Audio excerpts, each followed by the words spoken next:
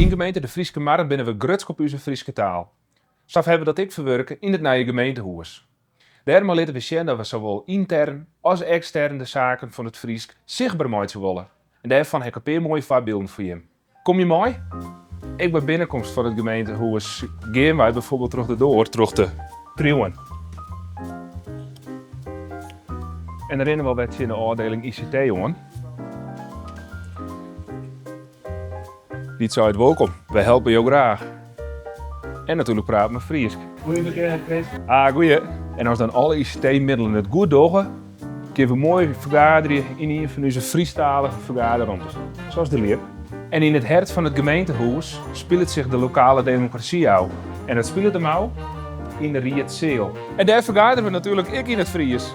En na al dat vergaderen en al die koffie, meestal dan ik wel eens wat kwijt. En dat doen wij op de huisjes.